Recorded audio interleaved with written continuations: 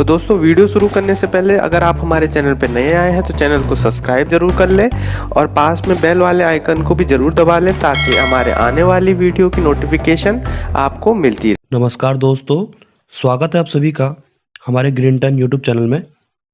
आपको बता दूं कि आज हम लेकर आए हैं उत्तराखंड पुलिस एसआई तथा कांस्टेबल का प्रैक्टिस सेट 6। आजकल हमने उत्तराखंड पुलिस एसआई तथा कांस्टेबल से संबंधित प्रैक्टिस सेट की सीरीज चला रखी है, तो आप ग्रीन टाइम की प्लेलिस्ट पर जाकर प्रैक्टिस सेट देख सकते हैं। तो चलिए दोस्तों शुरू करते हैं आज का पहला प्रश्न। आज का पहला प्रश्न है, देवप्रयाग में हिमालय विद्यापीठ की स्थापना किस वर्ष हुई थी? तो इसका सही उत्तर है ऑप्शन ए, यानी कि 1940 में। आपको मैं देवप्रयाग से संबंधित जितने प्रश्न बन सकते हैं इस प्रैक्टिस सेट के माध्यम से, जो आने वाले आगामी पेपरों में इन प्रश्नों से आपको बहुत सहायता मिलेगी। तो देवप्रयाग से संबंधित कौन कौन से प्रश्न बन सकते हैं वो मैं आपको इस प्रैक्टिस सेट के माध्यम से बताता हूं। देवप्रयाग जो है अलकनंदा और भागीरथी नदी के तट पर स्थित है, और जो देवप्रयाग है आपका टिहरी गढ़वाल जनपद के अंतर्गत आता है। ठीक है, तो भागीरथी नदी कहाँ से निकलती है? गोमुख से। और अलकनंदा नदी कहाँ से निकलती है? चमोली जनपद के सतोपद ग्लेशियर से।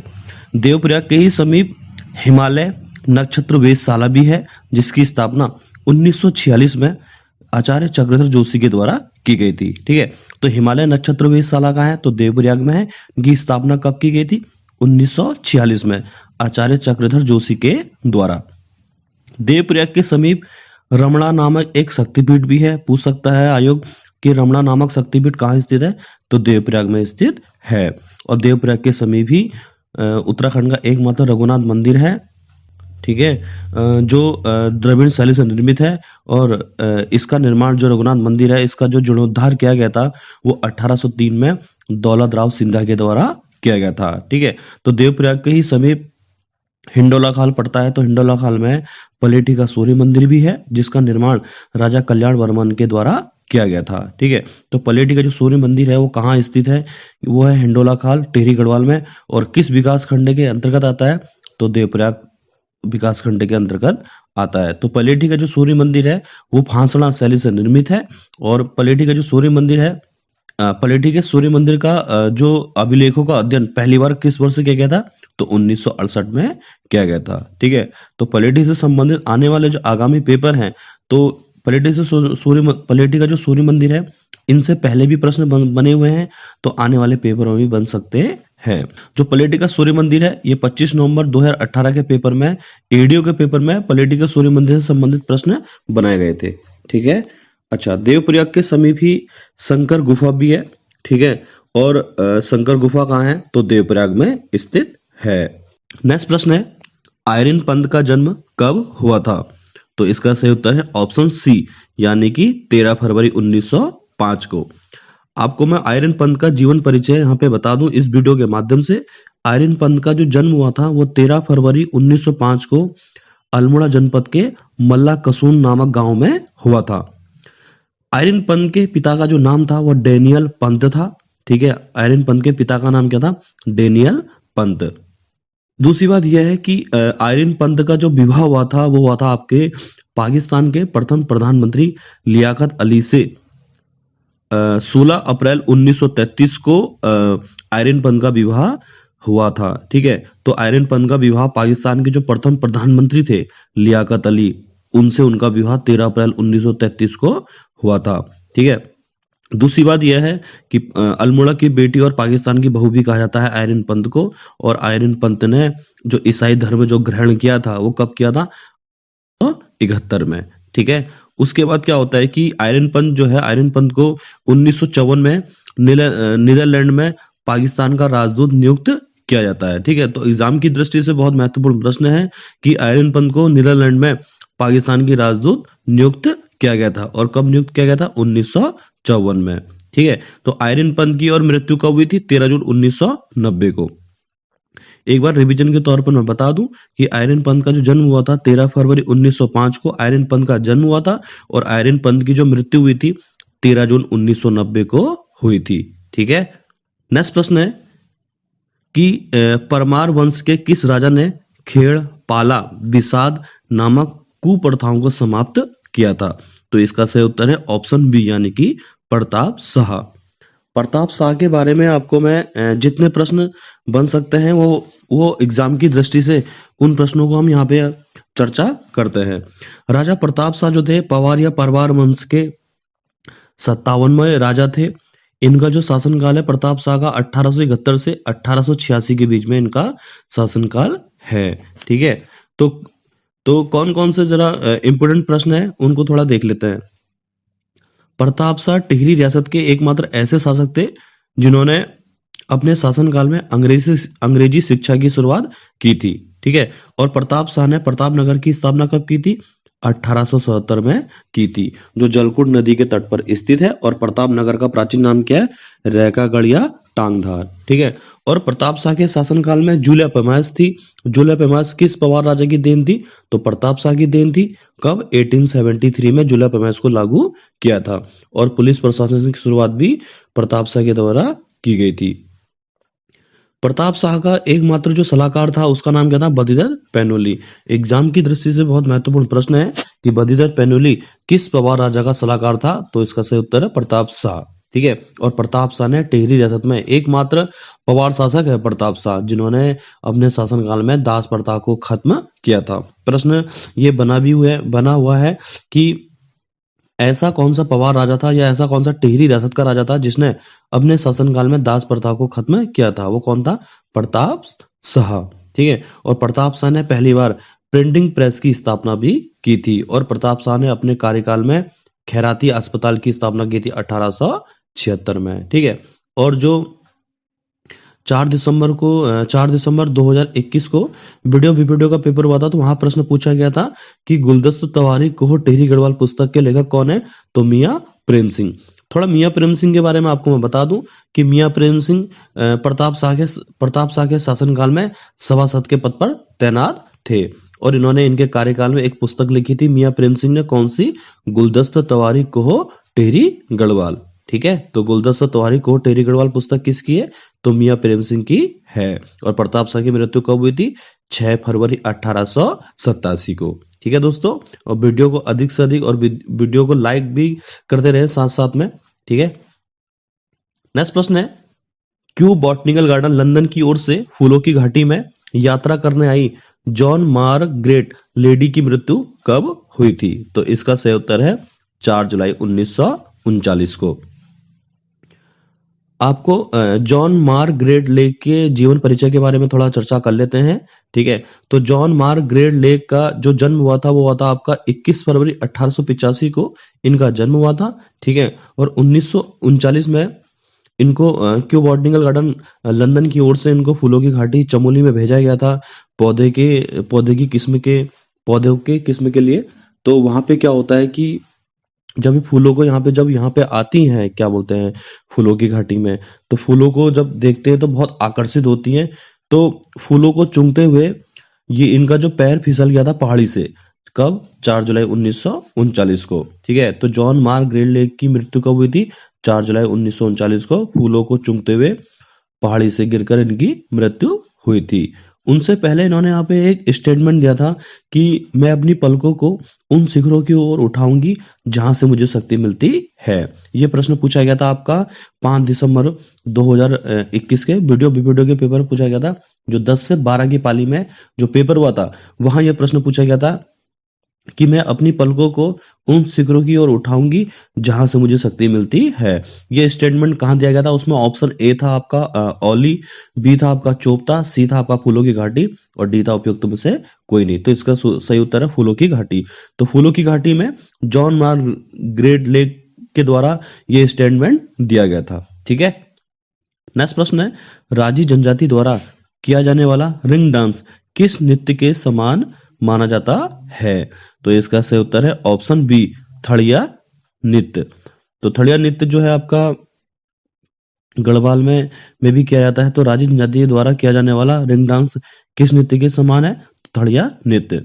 सीचपाल 2017 का पेपर हुआ था तो वहां प्रश्न पूछा गया था कि ऐसी कौन सी जनजाति है जिसका निवास स्थान पिथौरागढ़ में है? तो राजी जनजाति का सर्वाधिक जो निवास स्थान है वो पिथौरागढ़ जनपद में है। नेक्स्ट प्रश्न है, पर्वतीय राज्य परिषद 1967 का गठन किसकी अध्यक्षता में किया गया था? तो इसका सही उत्तर है ऑप्शन डी, दयाकृष्ण पांडे। आपको मैं बता दूं कि पर्वतीय राज्य परिषद का जो गठन हुआ था वो 25 जून 1967 को रामनगर में हुआ था और इसकी अध्यक्षता किस व्यक्ति के द्वारा की गई थी? तो दयाकृष्ण पांडे के द्वारा।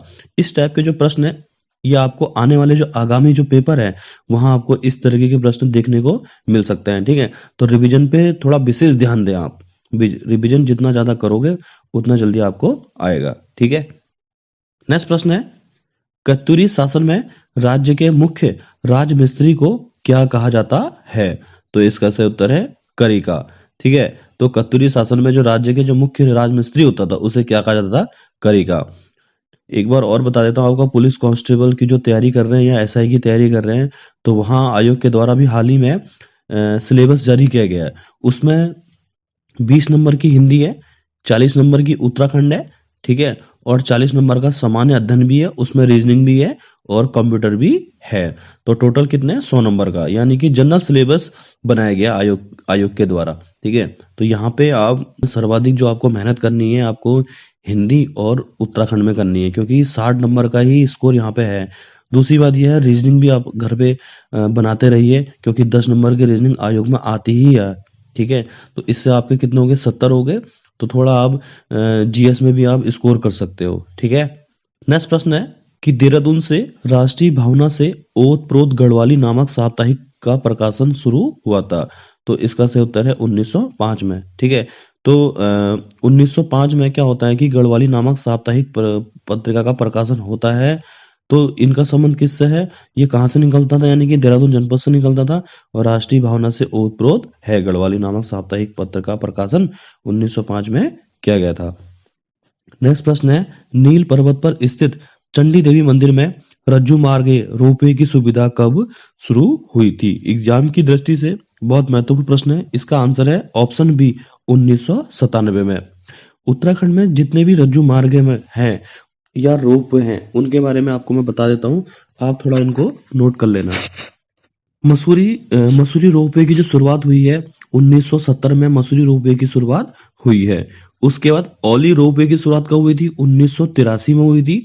नैनीताल रोपवे की शुरुआत कब हुई थी? 1985 में हुई थी। उसके बाद चंडी देवी मंदिर है आपका नील पर्वत पर, आपका हरिद्वार जनपद में। तो चंडी देवी रोपवे या उड़न खटोला की जो शुरुआत हुई थी वो 1997 में हुई थी। उसके बाद सहस्त्रधारा रोपवे है आपका देहरादून में। तो सहस्त्रधारा रोपवे की शुरुआत कब हुई थी? वर्ष 2010 में। ठीक है, इससे बाहर पेपर नहीं आएगा।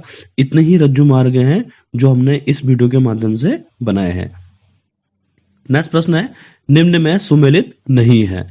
तो इसका सही उत्तर है ऑप्शन डी, चूना पत्थर। जो चूना पत्थर है वो कहाँ पाया जाता है? अवसादी चट्टानों से प्राप्त होता है चूना पत्थर। बाकी जिप्सम जो है देहरादून से प्राप्त होता है, डोलोमाइट रुद्रप्रयाग से प्राप्त होता है, मैग्नेसाइट बागेश्वर जनपद से प्राप्त होता है। और जो चूना पत्थर है वो सर्वाधिक कहाँ पाया जाता है? अवसादी चट्टानों में।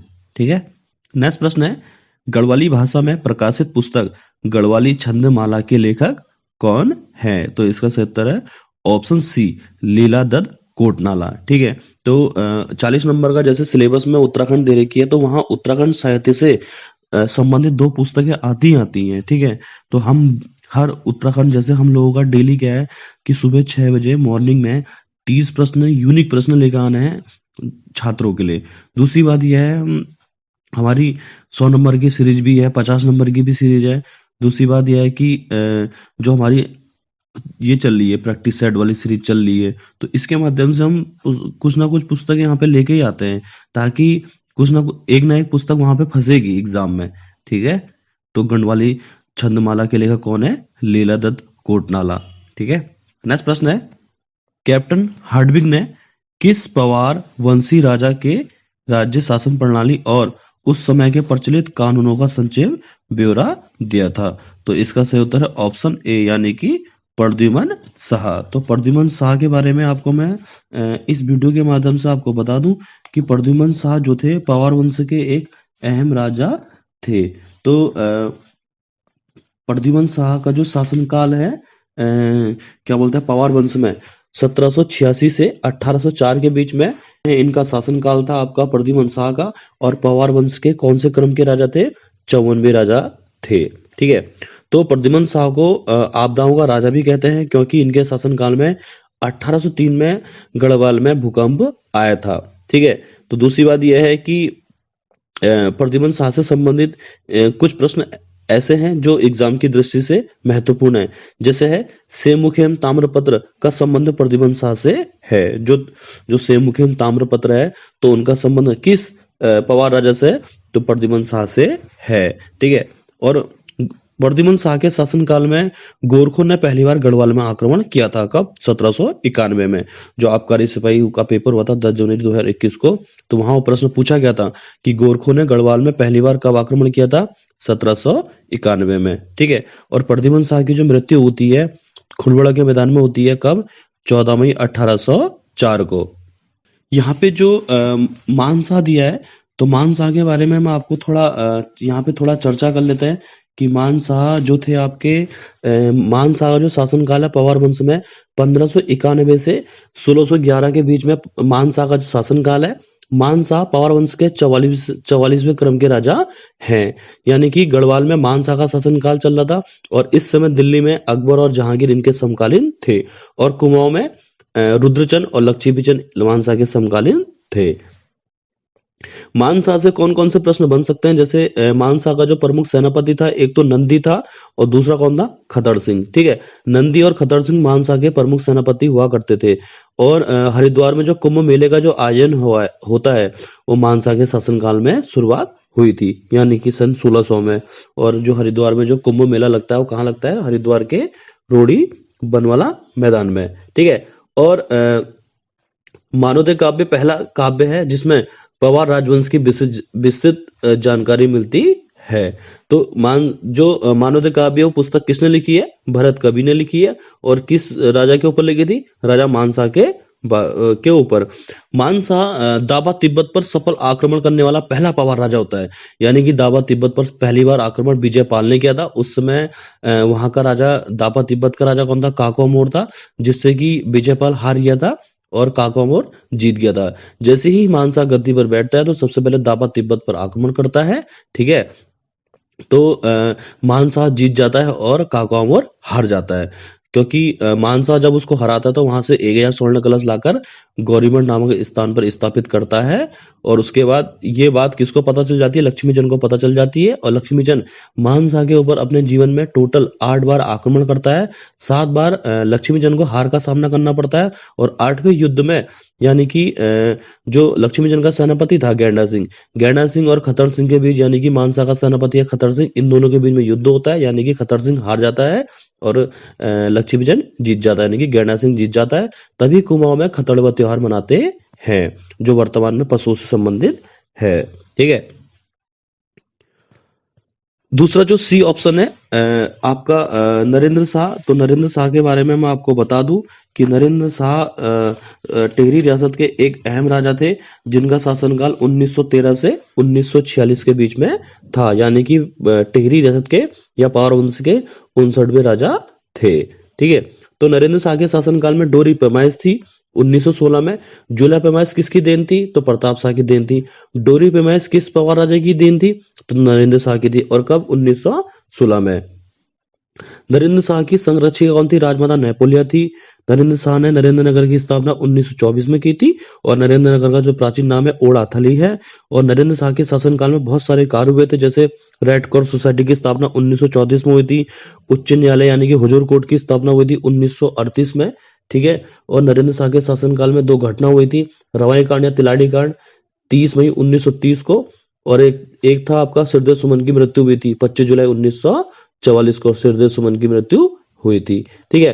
तो नरेंद्र शाह ने अपने शासनकाल में कृषि बैंक की स्थापना भी की थी 1920 में। और टिहरी रियासत में जो पहली बार जनगणना हुई थी वो 1921 में क्या बोलते हैं नरेंद्र शाह के शासनकाल में हुई थी। यहाँ पे जो सुदर्शन शाह है, तो सुदर्शन शाह ने टिहरी रियासत की स्थापना की थी आपकी 28 दिसंबर 1815 को। और टिहरी रियासत में जो सुदर्शन शाह का जो कार्यकाल है 1815 से 1859 के बीच में है। दूसरी बात यह है कि जितने प्रश्न इस यहाँ पे जो सॉल्यूशन कराया गया है इनको आप अपनी कॉपी में नोट करते हुए चलना, क्योंकि ये ऐसे प्रश्न होंगे जो एग्जाम में आपको सहायता प्रदान करेंगे। ठीक है दोस्तों। नेक्स्ट प्रश्न है सेजनी क्या है? तो सेजनी क्या है? इसका सही उत्तर है ऑप्शन बी यानी कि नृत्य गीत। आपको थोड़ा थारू जनजाति से संबंधित प्रश्न बताते हैं कि थारू जनजाति का मुख्य नृत्य है आपका सेजनी। ठीक है, तो प्रश्न पूछा जा सकता है कि सेजनी किस जनजाति का मुख्य नृत्य है? तो थारू जनजाति का। ठीक है, और सेजनी क्या है? एक नृत्य गीत है। थारू जनजाति से आगामी जो पेपर है उनसे कौन कौन से प्रश्न पूछे सकते हैं एग्जाम में, थोड़ा मैं आपको बता दूं कि जो थारू जनजाति है ये अपने आप को किरातों का वंशज मानती है, और कुछ विद्वान ये कहते हैं कि राजस्थान के थारू मरुस्थल से आकर बसने व अपने को राणा प्रताप का वंशज कहने के कारण इनका नाम थारू पड़ने पर थारू नाम पड़ा। ठीक है, अब इनकी भाषा देख लेते हैं थारू जनजाति की। थारू जनजाति कौन कौन सी भाषा बोलते हैं? अवधी, मिश्रित, पहाड़ी और नेपाली और भावरी बोली ये बोलते हैं। अवधी होगी, मिश्रित पहाड़ी होगी और नेपाली और भावरी बोली थारू जनजाति बोलते हैं।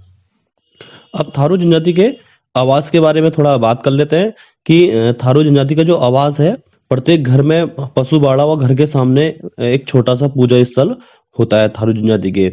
कि ऐसी कौन सी जनजाति है जिसके घर के सामने एक छोटा सा पूजा स्थल होता है? तो थारू जनजाति है। इनके पेय पदार्थ कौन कौन से? तंबाकू और मदिरा इनके पेय पदार्थ है, और मदिरा से चावल द्वारा निर्मित जिसे जाड़ कहते हैं। ठीक है, मतलब ये मदिरा से वे चावल द्वारा स्वयं निर्मित करते हैं और उसे क्या कहते हैं? जाड़।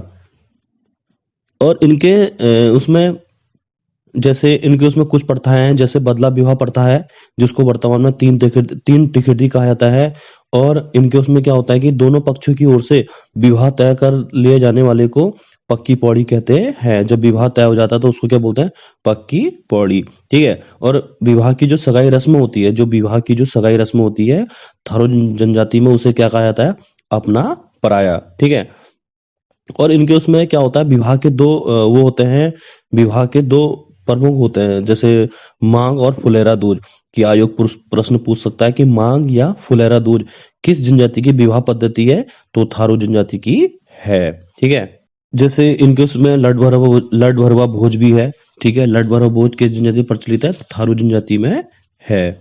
ठीक है, तो थारू जनजाति, देखो जनजाति से कुछ ना कुछ प्रश्न हर पेपर में प्रश्न पूछा जाता है।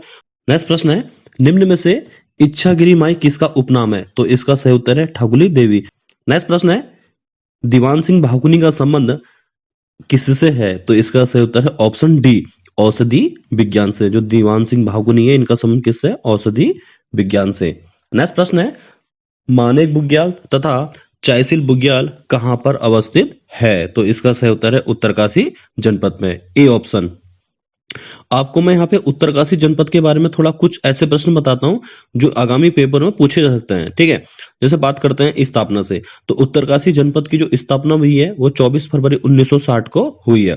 थोड़ा मैं एक रिवीजन के तौर पर आपको बता दूं कि 24 फरवरी 1960 को उत्तराखंड के 3 जिले बने थे, जैसे उत्तरकाशी जनपद, चमोली जनपद और पिथौरागढ़ जनपद। ये 3 जिलों की जो स्थापना हुई है वो 24 फरवरी 1960 में हुई है। अधिकतर एग्जाम में इनके बारे में बहुत पूछा जाता है। ठीक है, उत्तरकाशी के बाद उत्तरकाशी जनपद के बारे में थोड़ा देख लेते हैं। उत्तरकाशी जनपद को प्राचीन काल में बाड़ाहाट या सौम्य काशी कहते थे। ठीक है, दूसरी बात यह है कि उत्तरकाशी जो है आपकी किस पर्वत की तलहटी पर बसा है? तो वरुणावत पर्वत की तलहटी पर बसा है। यहाँ प्रश्न बुग्याल से संबंधित पूछा है, तो उत्तरकाशी जनपद में कौन कौन से बुग्याल है थोड़ा देख लेते हैं। दयारा बुग्याल, केदारकांठा बुग्याल, कुश कल्याण बुग्याल, मानेक बुग्याल और चायसिल बुग्याल। ये सारे बुग्याल किस जनपद में? तो उत्तरकाशी जनपद में है। जो दयारा बुग्याल है, तो दयारा बुग्याल की खोज किसने की थी? चंद्रभा एतवाल के द्वारा की गई थी। और दयारा बुग्याल में जो है अंडुड़ी उत्सव या मक्खन की होली की जो शुरुआत है वो किसके द्वारा की गई थी? चंदन सिंह राणा के द्वारा। तो चंदन सिंह राणा ने दयारा बुग्याल में अंडुड़ी उत्सव यानी कि मक्खन की होली की शुरुआत की थी। ठीक है, इसमें जो बी ऑप्शन है चमोली, तो चमोली जनपद में कौन कौन से बुग्याल हैं थोड़ा देख लेते हैं। जैसे यहाँ पे प्रमुख बुग्याल है वेदनी बुग्याल। दूसरा आपका केला बुग्याल, जो बद्रीनाथ धाम है उसके चारों तरफ कौन सा बुग्याल फैला है? तो केला बुग्याल फैला है। पनार बुग्याल, पुंगो बुग्याल, हंस बुग्याल, मनपाई बुग्याल, असली बुग्याल, ये सारे बुग्याल कहाँ हैं? तो चमोली जनपद में है। यहाँ पे जो सी ऑप्शन दिया है रुद्रप्रयाग जनपद, तो रुद्रप्रयाग जनपद में दो बुग्याल हैं, एक तो आपका बरतौली बुग्याल है और एक है मननामाई बुग्याल। तो आयोग पूछ सकता है कि बरतौली बुग्याल और मननामाई बुग्याल किस जनपद में? तो रुद्रप्रयाग जनपद में है। इसका जो डी ऑप्शन है टिहरी, यानी कि टिहरी जनपद, टिहरी गढ़वाल में भी 3 बुग्याल हैं, जैसे माटिया बुग्याल, जोराई बुग्याल और पवाली बुग्याल। ये किस जनपद में है? टिहरी गढ़वाल में। नेक्स्ट प्रश्न है, टिहरी राजशाही में पुलिस प्रशासन की व्यवस्था किस शासक की देन है? तो इसका सही उत्तर है ऑप्शन सी, यानी कि प्रताप शाह। तो प्रताप शाह के बारे में थोड़ा आपको मैं बता दूं रिवीजन के तौर पर। प्रताप शाह का पवार वंश में कौन सा शासनकाल था? 57वें नंबर के राजा थे प्रताप शाह। और प्रताप शाह किस नंबर के थे? 57 तो थे। इनका जो कार्यकाल है 1871 से 1886 के बीच में है। प्रताप शाह का एक मुख्य सलाहकार था जिसका नाम था बदिदत्त पैनोली। तो प्रताप शाह ने जो अपने शासनकाल में दास प्रथा को अंत किया था, और इनके शासनकाल में एक सभासद के पद पर कौन तैनात थे? मियां प्रेम सिंह। मियां प्रेम सिंह ने एक पुस्तक लिखी थी, गुलदस्त तवारीख को हो टिहरी गढ़वाल, जो बीपीडीओ में प्रश्न पूछा गया था। प्रताप शाह ने अपने शासनकाल में अंग्रेजी शिक्षा की शुरुआत भी की थी, और जूलिया पैमाइश इनकी देन थी। 1873 में पुलिस प्रशासन की शुरुआत, जो प्रश्न पूछा गया है, पहली बार प्रिंटिंग प्रेस की स्थापना की थी, और खैराती अस्पताल की स्थापना भी की थी 1876 में। और बाद में प्रताप शाह की मृत्यु होती है 6 फरवरी 1887 को। ठीक है, तो प्रताप शाह से जितने प्रश्न बन सकते थे वो प्रश्न इस वीडियो के माध्यम से बनाए हैं। यहाँ पे जो ए ऑप्शन है, जैसे कीर्ति शाह, तो कीर्ति शाह के बारे में आपको बता दूं, कीर्ति शाह का जो शासनकाल है टिहरी रियासत में 1886 से 1913 के बीच में है, और ये पवार वंश के 98वें राजा हैं। कीर्ति शाह को उत्तराखंड का अकबर भी कहते हैं, और कीर्ति शाह की जो संरक्षिका थी वो कौन थी? राजमाता गुलेरिया। कीर्ति शाह ने कीर्ति नगर की स्थापना 1896 में की थी, जो अलकनंदा नदी के तट पर स्थित है। और कीर्ति नगर का प्राचीन नाम क्या है? बिलोली गांव। कीर्ति नगर का प्राचीन नाम क्या है? बिलोली गांव। कीर्ति शाह को नाइट कमांडर की उपाधि दी गई थी आपकी 9 नवंबर 1901 को। और कंपेनियन ऑफ इंडिया की उपाधि कीर्ति शाह को कब दी गई थी? 1898 को। और कीर्ति शाह को सीएसआई की उपाधि कब दी गई थी? 1898 में। और कीर्ति शाह को सर की उपाधि कब दी गई थी? 1903 में। कीर्ति शाह के शासनकाल में थोड़ा कार्य हुए थे, जैसे बैंक ऑफ गढ़वाल। तो बैंक ऑफ गढ़वाल की स्थापना राजा कीर्ति शाह के द्वारा आपकी कब की गई थी? 1911 में की गई थी बैंक ऑफ गढ़वाल की स्थापना। ठीक है, दूसरी बात यह है कि इनके शासनकाल में टाइप राइटर का निर्माण भी हुआ था। ठीक है, और कीर्ति शाह के शासनकाल में वजीर के पद पर कौन तैनात थे?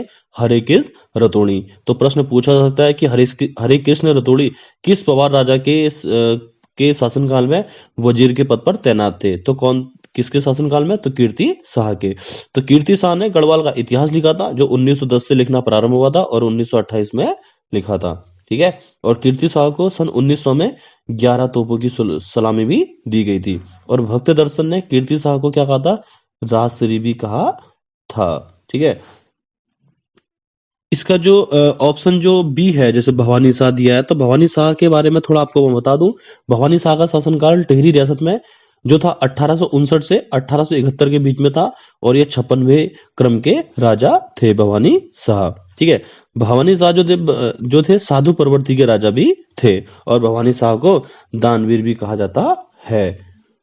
और भवानी शाह की जो मृत्यु हुई थी दिसंबर 1881 में भवानी शाह की मृत्यु हुई थी। और यहाँ पे जो सुदर्शन शाह दिया है, तो सुदर्शन शाह के बारे में थोड़ा बता देता हूँ कि सुदर्शन शाह ने टिहरी रियासत की स्थापना 28 दिसंबर 1815 को की थी, और इनका जो शासनकाल है, ये पवार वंश के 55वें क्रम के राजा है। इनका जो शासनकाल है 1815 से 1859 के बीच में है। तो जितने प्रश्न टिहरी रियासत से संबंधित बन सकते थे, हमने ये प्रश्न बनाए हैं। नेक्स्ट प्रश्न है, कुमाऊं के कितने जिले गढ़वाल को स्पर्श नहीं करते हैं? तो ऑप्शन डी, यानी कि 2। कुमाऊं के 2 जिले ऐसे हैं जो गढ़वाल को स्पर्श नहीं करते हैं। ठीक है, नेक्स्ट प्रश्न है, दूनिया कर किसके द्वारा लगाया गया था? तो इसका सही उत्तर है ऑप्शन डी, यानी कि गोरखों के द्वारा। गोरखा शासनकाल के बारे में थोड़ा मैं कुछ ऐसे प्रश्न बताता हूँ जो आने वाले जो पेपर हैं उनमें पूछे जा सकते हैं। जैसे गोरखाओं का शासनकाल कुमाऊं में कब से कब तक था? 1790 से 1815 के बीच में। गोरखों का शासनकाल गढ़वाल में कब से कब तक था? 1804 से 1815 के बीच में था। गोरखों ने गढ़वाल में जो पहली बार आक्रमण किया था 1791 में किया था। ठीक है, और गोरखों को पूरे उत्तराखंड से पूरी तरह से कब भगाते हैं? 1815 में। 1815 के बाद ईस्ट इंडिया कंपनी आती है और एक तरफ आपका टिहरी रियासत चलता है। ठीक है, नेक्स्ट प्रश्न है अंबर और धरा इको पार्क राज्य में कहां स्थित है? तो ऑप्शन सी यानी कि नैनीताल जनपद में। नेक्स्ट प्रश्न है रुक्मणी हरण किसकी प्रसिद्ध रचना है? तो इसका सही उत्तर है ऑप्शन सी यानी कि चैतू की। चैतू की एक प्रसिद्ध रचना है रुक्मणी हरण। नेक्स्ट प्रश्न है सेलेस्मिटेनी पुस्तक संग्रहालय कहाँ स्थित है? तो इसका सही उत्तर है ऑप्शन बी यानी कि नैनीताल जनपद में। नैनीताल जनपद के बारे में आपको मैं बता दूं, जो नैनीताल जनपद है आपका ये कब बना था? 15 अक्टूबर 1891 को नैनीताल जनपद बना था और नैनीताल की जो खोज हुई थी वो 18 नवंबर 1841 को पीटर बैरर के द्वारा की गई थी। तो नैनीताल जनपद है आपका। नैनीताल जनपद में आपको बहुत प्रश्न मिल सकते हैं, जैसे नैनीताल जनपद में जैसे सैलेस मैटेनी पुस्तक संग्रहालय है। ठीक है, और सैलेस मैटेनी के बारे में आपको मैं बता दूं, सैलेस मैटेनी का जन्म जो हुआ था आपका 14 अक्टूबर 1931 को दलबन अल्मोड़ा में इनका जन्म हुआ था और सैलेस मैटेनी की जो मृत्यु हुई थी 24 अप्रैल 2001 को सैलेस मैटेनी की मृत्यु हुई थी।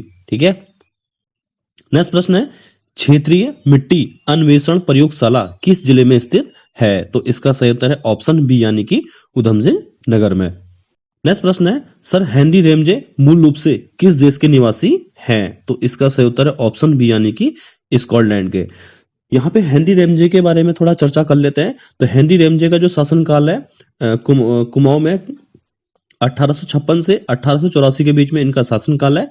तो हेनरी रेमजे को क्या बोलते हैं? कुमाऊं का राजा, किंग ऑफ कुमाऊं और कुमाऊं का बेताज बादशाह कहा जाता है। तो हेनरी रेमजे से कमीशन मतलब कि जो पेपर है आयोग के, हर पेपर में हेनरी रेमजे से कुछ ना कुछ प्रश्न पूछा जाता है। जैसे सचिवालय सुरक्षा में पूछा था कि कुमाऊं का राजा किसे कहते हैं? तो हेनरी रेमजे को कहते हैं। ठीक है, हेनरी रेमजे ने रामनगर की जो स्थापना की थी 1850 में की थी। तो एकमात्र कमिश्नर होता है, कमिश्नर हेनरी रेमजे, जिसने कुमाऊं में मार्शल लॉ लागू किया था। और जब भारत में 1857 की क्रांति हो रही थी तो उस समय कुमाऊं का राजा कौन था? Henry Ramsay. ठीक है, नेक्स्ट प्रश्न है पटरंग पुराण उपन्यास के लेखक हैं? तो पटरंग पुराण उपन्यास किसका है? मृणाल पांडे की। नेक्स्ट प्रश्न है प्रसिद्ध गोलू देवता के पिता का नाम क्या था? तो इसका सही उत्तर है ऑप्शन बी यानी कि राजा झालू राय। तो गोलू देवता के पिता का नाम क्या था? राजा झालू राय। नेक्स्ट प्रश्न है निम्न में से किसका पौराणिक नाम बिलोली गांव है? तो इसका सही उत्तर है ऑप्शन बी यानी कि कीर्ति नगर का। तो कीर्ति नगर के बारे में आपको मैं थोड़ा बताता हूं कि कीर्ति नगर को किस राजा के द्वारा बसाया गया था।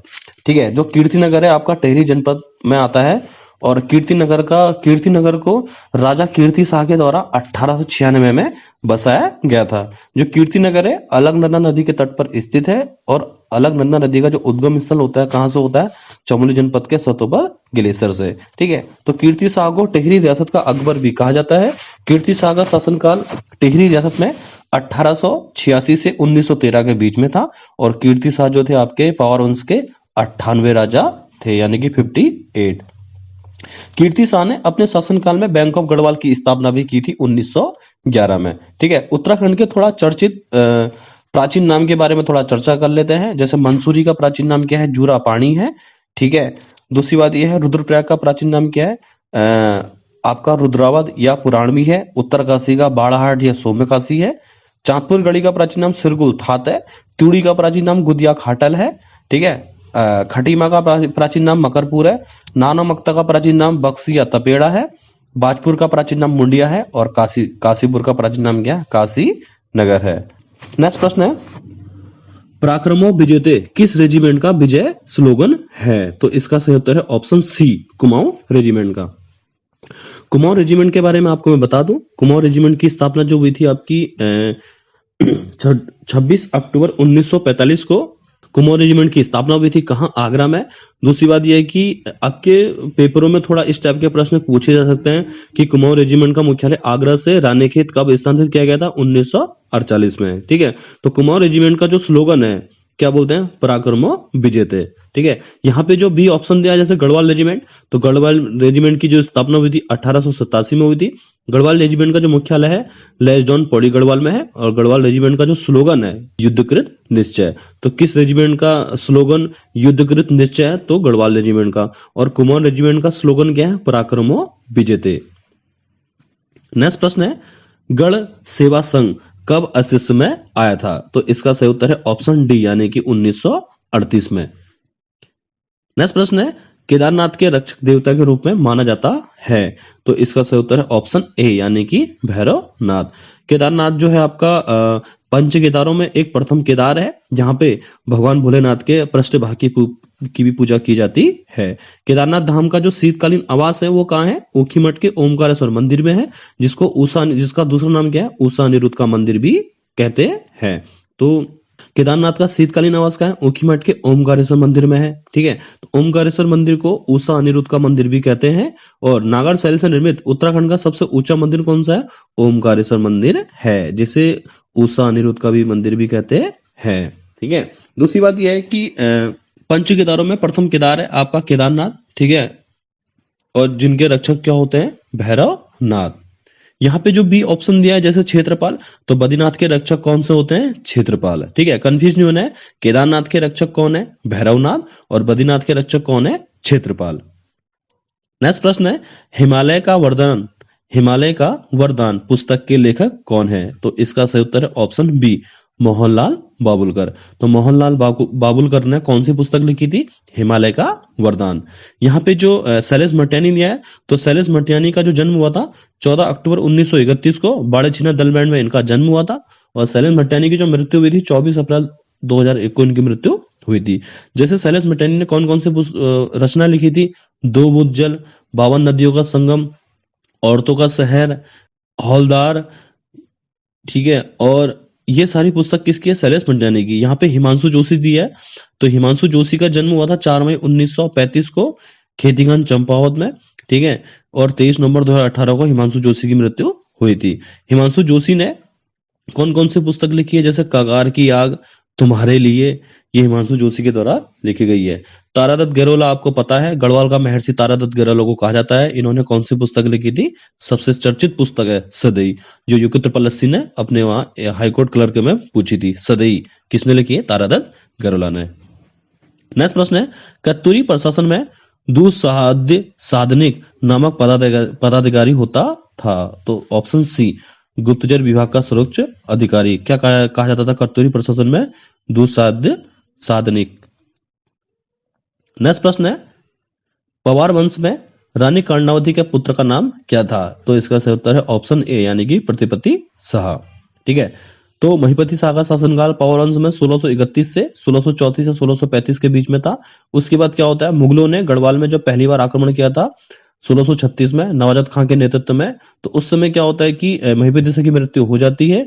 तो उसके बाद जो महिपति शाह की जो पत्नी थी रानी कर्णावती, तो उन्होंने क्या हुआ, बागडोर संभाल ली थी गढ़वाल की तरफ से, क्योंकि उस समय जो प्रतिपति शाह था बहुत छोटा सा था। हालांकि प्रतिपति शाह का शासनकाल 1636 से 1664 के बीच में था, मगर 1636 से 1640 के बीच में जो बागडोर संभाली थी पावर वंश की, वो रानी कर्णावती ने संभाली थी। तो रानी कर्णावती को तभी तो नाक काटी रानी कहते हैं। तो जब शाहजहां के नेतृत्व में नवाजत खां ने पहली बार गढ़वाल में आक्रमण किया था, तो मुगलों के नाक कान काट दिए थे, तभी तो नाक काटी रानी कहते हैं रानी कर्णावती को। ठीक है, नेक्स्ट प्रश्न है, लक्ष्मीचंद के पिता का नाम क्या था, तो इसका सही उत्तर है ऑप्शन बी यानी कि रुद्रचंद। ठीक है, तो रुद्रचंद के दो बेटे होते हैं, शक्ति गोसाई और लक्ष्मीचंद। रुद्रचंद का बड़ा बेटा होता है शक्ति गोसाई, छोटा बेटा होता है लक्ष्मीचंद। तो शक्ति गोसाई को कुमाऊं का धृष्टराष्ट्र भी कहा जाता है, वो इसलिए कहा जाता है क्योंकि वो बचपन से अंधा होता है। उसके बाद जो राजा बनता है वो कौन बनता है, लक्ष्मीचंद कुमाऊं का। नेक्स्ट प्रश्न है, पुरातन नागवंश की जानकारी किस अभिलेख से प्राप्त होती है। वेरी वेरी इंपोर्टेंट है कि पुरातन नागवंश की जानकारी किस अभिलेख से प्राप्त होती है, तो इसका सही उत्तर है ऑप्शन बी टिहरी के पलेटी से प्राप्त अभिलेख।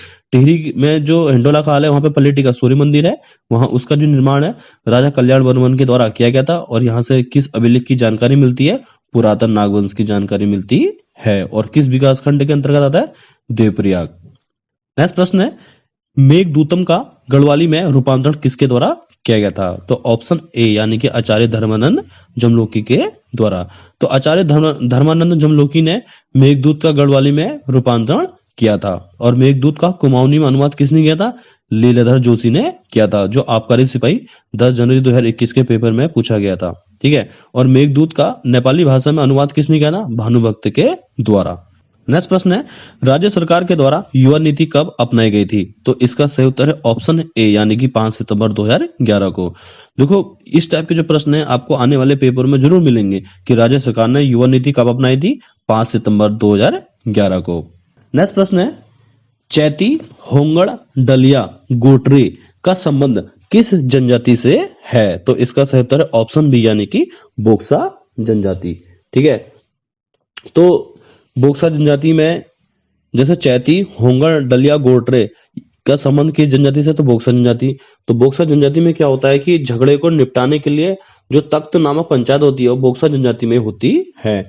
आयोग प्रश्न पूछ सकता है कि किस जनजाति में बड़े झगड़ों को निपटाने के लिए तख्त नामक पंचायत होती है? तो बोक्सा जनजाति में होती है। ठीक है। नेक्स्ट प्रश्न है, गोरखाओं द्वारा पुत्रहीन व्यक्ति से लिया जाने वाला कर था? तो ऑप्शन बी यानी कि मरो। तो गोरखाओं द्वारा पुत्रहीन व्यक्ति से लिया जाने वाला कर कौन सा था?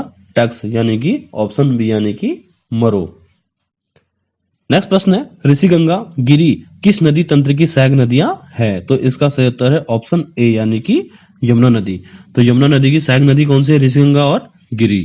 नेक्स्ट प्रश्न है, अघोष वर्ण कौन सा है? निम्न में से अघोष वर्ण कौन सा है? तो ऑप्शन डी यानी कि 100। यहाँ पे थोड़ा कुछ चीजें बता देते हैं। जैसे अल्प प्राण होते हैं तो हर वर्ग का पहला, तीसरा, पांचवा जो होता है अल्प प्राण होता है। महाप्राण किसे कहते हैं? हर वर्ग का दूसरा, चौथा जो होता है महाप्राण कहलाता है। अघोष, यहाँ पे अघोष पूछा है तो हर वर्ग का जो पहला और दूसरा पद होगा वो अघोष व्यंजन कहलाएगा। और जो सघोष और घोष जो होता है, सघोष को ही घोष कहते हैं। तो हर वर्ग का जो तीसरा, चौथा, पांचवा व्यंजन होता है वो सघोष या घोष कहलाता है। तो इनसे व्यंजन से संबंधित हर पेपर में हिंदी में हर प्रश्न पूछा जाता है अब ये व्यंजन के बारे में। ठीक है। नेक्स्ट प्रश्न है, हिंदी वर्णमाला में व्यंजनों की संख्या होती है? तो इसका सही उत्तर है ऑप्शन सी यानी कि 33। नेक्स्ट प्रश्न है, स्वर संधि का उदाहरण कौन सा है निम्न में से? तो ऑप्शन सी यानी कि रत्नाकर। नेक्स्ट प्रश्न है, किस शब्द में उपसर्ग का प्रयोग हुआ है? तो इसका सही उत्तर है ऑप्शन ए उपकार। नेक्स्ट प्रश्न है, निम्नलिखित में से किस वाक्य में अकर्मक क्रिया है? तो इनमें से कौन सी अकर्मक क्रिया होती है? ऑप्शन ए गेहूं पीस रहा है।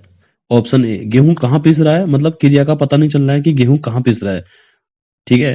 तो ऑप्शन ए गेहूं पीस रहा है। जैसे यहाँ पे दिया है बी, मैं बालक को जगवाता हूं, तो बालक किसको जगा रहा है? तो बालक को। यहाँ पे सी दिया है जैसे मदन गोपाल को हंसा रहा है, तो गोपाल को कौन हंसा रहा है? मदन। यहाँ पे डी दिया है राम पत्र लिखता है, क्या लिखता है? राम पत्र लिखता है। क्या लिख रहा है? पत्र। तो यहाँ पे क्रिया का पता चल रहा है, तो यहाँ पे क्रिया का पता नहीं चल रहा है ना। गेहूं पीस रहा है तो कहां पीस रहा है? ठीक है। नेक्स्ट प्रश्न है, यौगिक शब्द कौन सा है? निम्न में से यौगिक शब्द कौन सा है? तो ऑप्शन बी यानी कि पाठशाला। नेक्स्ट प्रश्न है, धाता का पर्यायवाची शब्द है? धाता किसे कहते हैं? ऑप्शन ए यानी कि विष्णु को। नेक्स्ट प्रश्न है, अनुराग का विलोम शब्द है? तो अनुराग का विलोम शब्द क्या होगा? ऑप्शन सी यानी कि विराग। जैसे यहाँ पे विलोम शब्द हैं, जैसे गौरव का विलोम क्या होता है? लाघव होता है। चित्ररंजन का विलोम क्या होता है? नस्वर होता है। वक्ता का विलोम क्या होता है? श्रोता। उथला का विलोम क्या होता है? गहरा या छिचला। ठीक है। तिरजु का विलोम क्या होता है? वक्र होता है। दक्षिण का विलोम क्या होता है? वाम होता है। और प्रफुल्ल का विलोम क्या होता है? म्लान। और पर्णकुटी का विलोम क्या होता है? प्रसाद। और हर्ष का विलोम क्या होता है? विषाद। इस टाइप के जो विलोम शब्द हैं आने वाले पेपर में आपको जरूर मिलेंगे। ठीक है। नेक्स्ट प्रश्न है, ऋण के रूप में आर्थिक सहायता के लिए एक शब्द है? तो ऑप्शन बी यानी कि तकाबी। ठीक है। तो ऋण के रूप में आर्थिक सहायता जो होती है तो उसके लिए एक शब्द है, शब्दावली है, तो उससे क्या कहते हैं? तकाबी।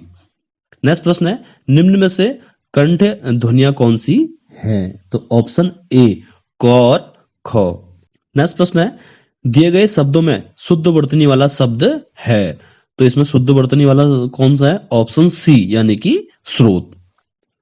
नेक्स्ट प्रश्न है, सन्मार्ग में प्रयुक्त संधि है। तो इसका सही उत्तर है ऑप्शन बी यानी कि व्यंजन संधि।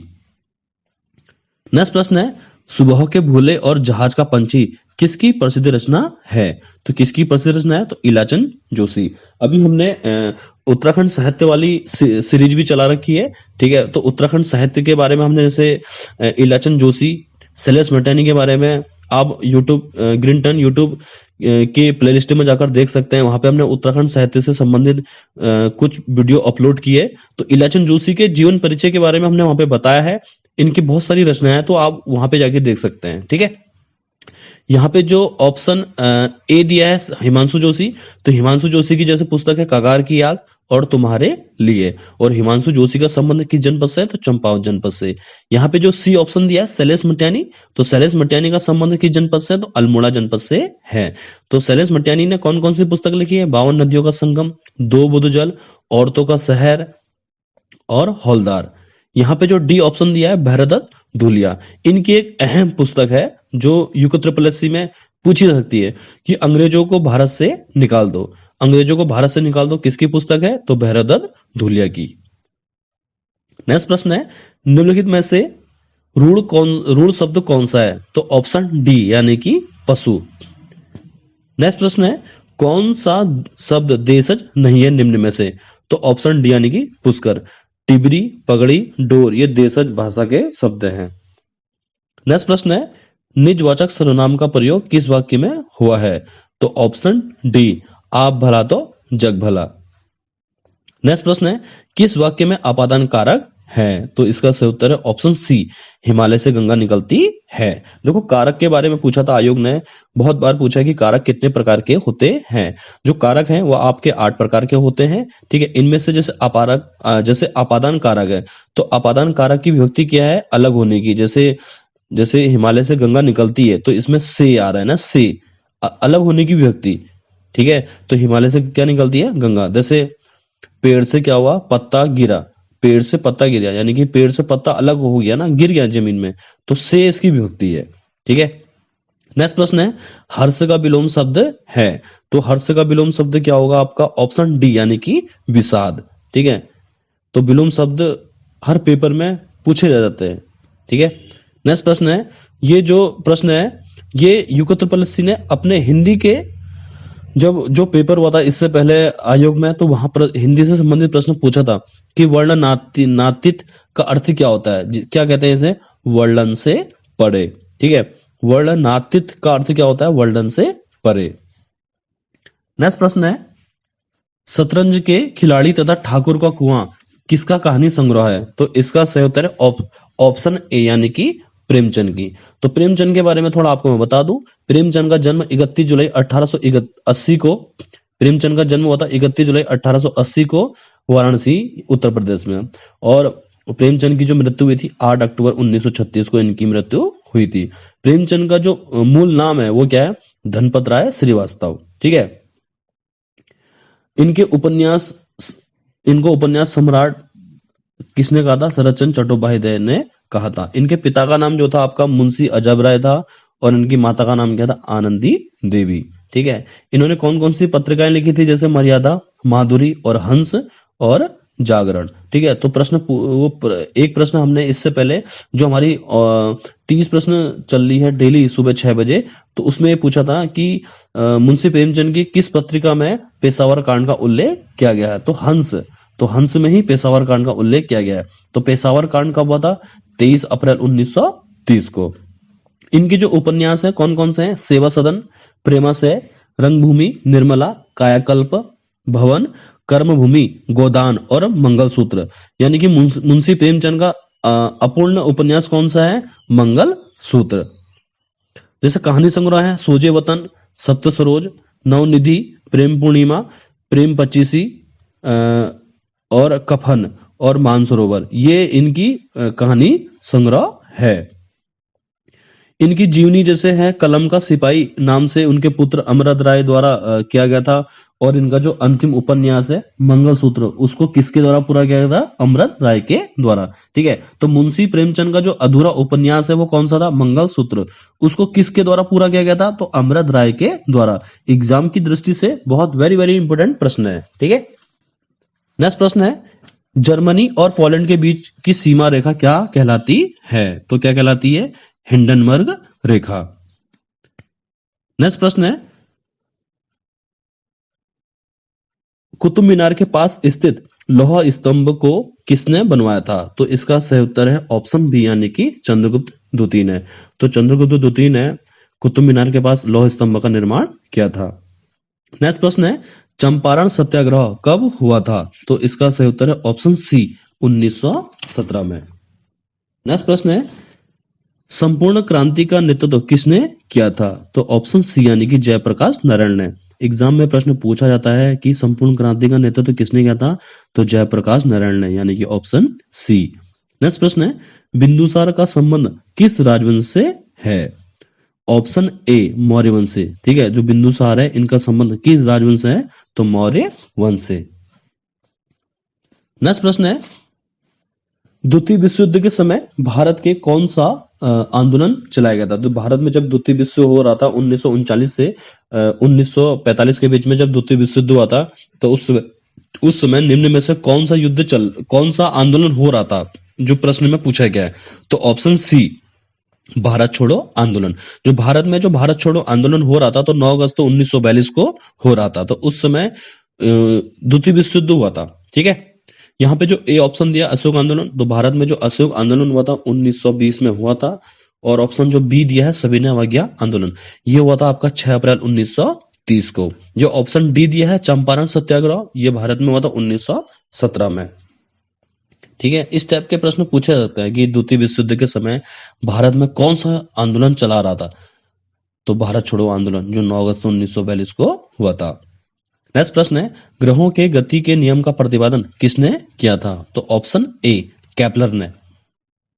नेक्स्ट प्रश्न, देवदास उपन्यास के लेखक कौन है? तो इसका सही उत्तर है option A, Sharad Chandra Chatterjee.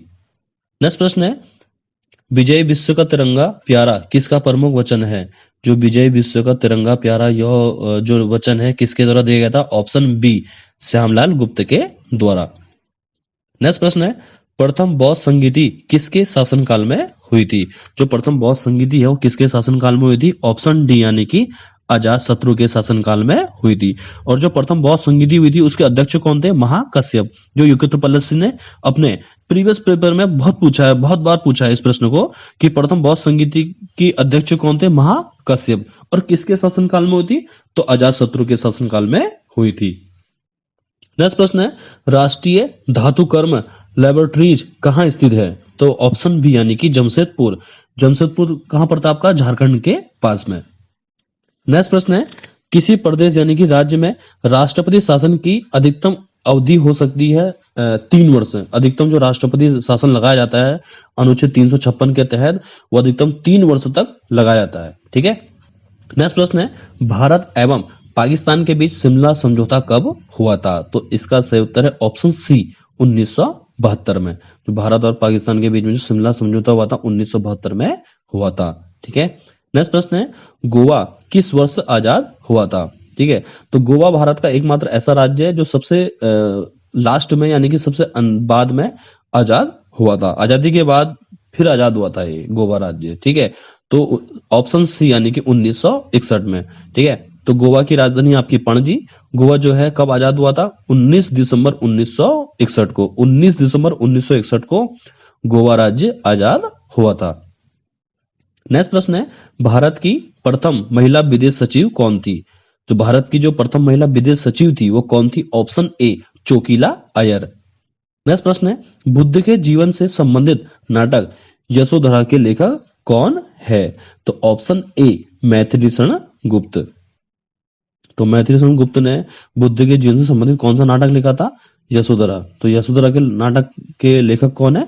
Maithilisharan Gupt. Next प्रश्न है, रामकृष्ण मिशन की स्थापना कब की गई थी? तो इसका सही उत्तर है ऑप्शन सी, 1897 में। ठीक है, तो रामकृष्ण मिशन की जो संस्थापक थे स्वामी विवेकानंद थे। और रामकृष्ण मिशन की जो स्थापना हुई थी वो 1 मई 1897 को हुई थी। और रामकृष्ण मिशन का जो मुख्यालय कहाँ है? वेलोर मठ, कोलकाता में। ठीक है। नेक्स्ट प्रश्न है, हेमावती किसकी सहायक नदी है? तो इसका सही उत्तर है ऑप्शन बी यानी कि कावेरी नदी। ठीक है, तो हेमावती किसकी सहायक नदी है? तो कावेरी नदी की है। नेक्स्ट प्रश्न है, हर्यक वंश का संस्थापक कौन था? तो हर्यक वंश है, ठीक है, तो हर्यक वंश का संस्थापक कौन था? Option B Bimbisara. नेक्स्ट प्रश्न है, बहुत वेरी वेरी इंपोर्टेंट प्रश्न है, इसको इंपोर्टेंट, इसको कॉपी में नोट भी कर लेना कि सातवाहन वंश के संस्थापक कौन थे? जो सातवाहन वंश के संस्थापक कौन थे?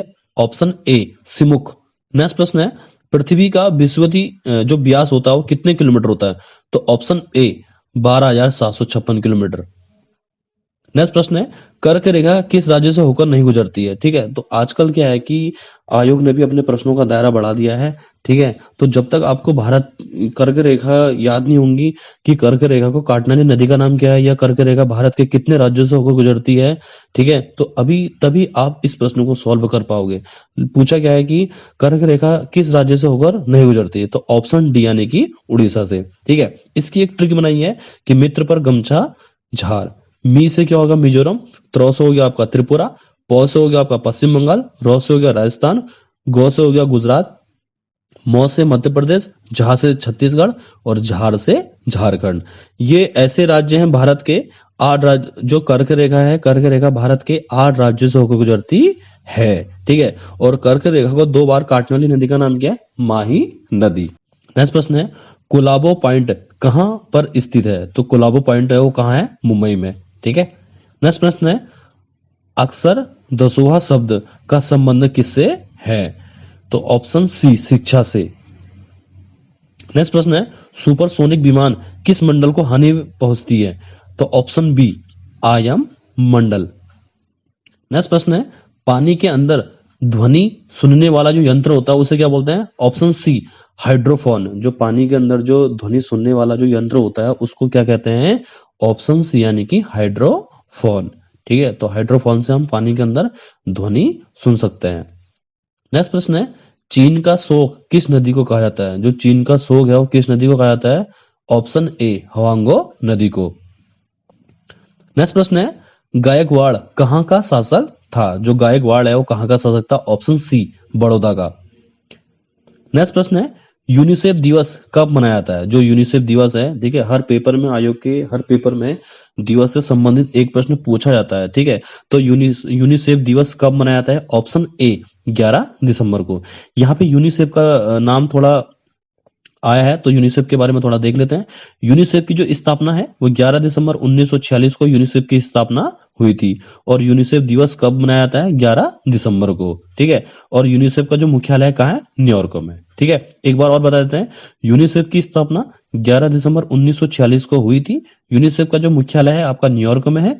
और यूनिसेफ दिवस कब मनाया जाता है? 11 दिसंबर को। ठीक है।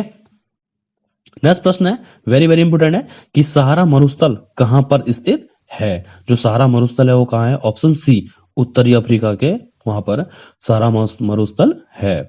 नेक्स्ट प्रश्न है, भारत में अद्वैतवाद का सिद्धांत किसने प्रस्तुत किया था? जो भारत में जो अद्वैतवाद का सिद्धांत किसने प्रस्तुत किया था? ऑप्शन सी शंकराचार्य के द्वारा। नेक्स्ट प्रश्न है, सुभाष चंद्र बोस का जन्म कहां पर हुआ था? जो सुभाष चंद्र बोस है उनका जन्म कहां हुआ था? कटक। कटक कहां पड़ता है आपका? उड़ीसा के समीप।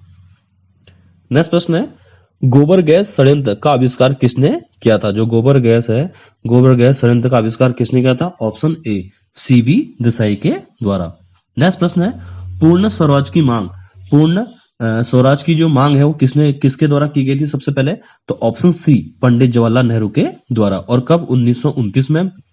ठीक है, देखो मॉडर्न इंडिया से संबंधित हर पेपर में 2 से 4 प्रश्न पूछे जा सकते हैं। तो वहां प्रश्न आ सकता है कि पूर्ण स्वराज की मांग सर्वप्रथम किसने की थी?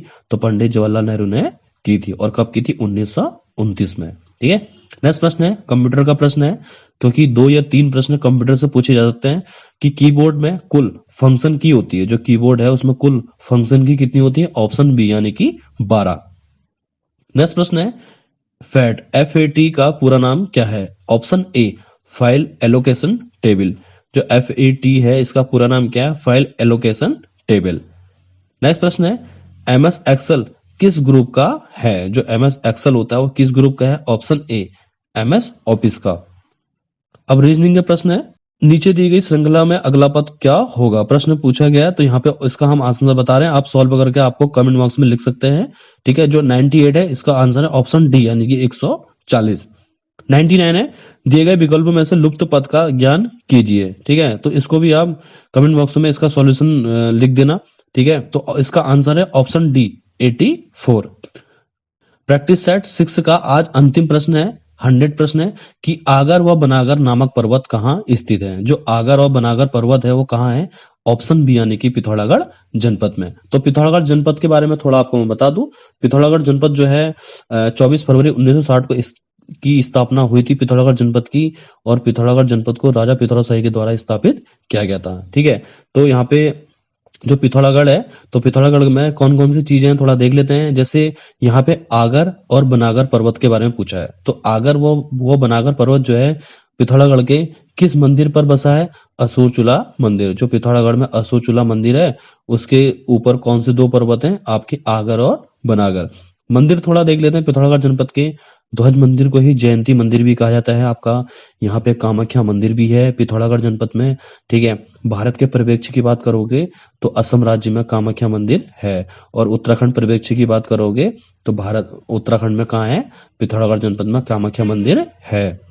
यहाँ पे अर्जुनेश्वर मंदिर है, जो वर्ष जब 19 अक्टूबर 2014 को पुलिस कांस्टेबल का पेपर हुआ था तो वहां पूछा गया था कि अर्जुनेश्वर मंदिर किस जनपद में है? तो अर्जुनेश्वर मंदिर कहाँ है?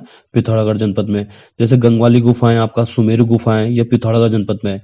जैसे यहाँ पे सुमेरु गुफा पिथौरागढ़ जनपद में है, तो सुमेरु पर्वत पूछेगा योग तो केदारनाथ के समीप यानी कि रुद्रप्रयाग जनपद में। ठीक है, तो चलिए दोस्तों, मिलते हैं आपको नेक्स्ट प्रैक्टिस सेट यानी कि सेट नंबर 7 में मिलेंगे। तो आज के लिए इतना ही। जय हिंद, जय भारत।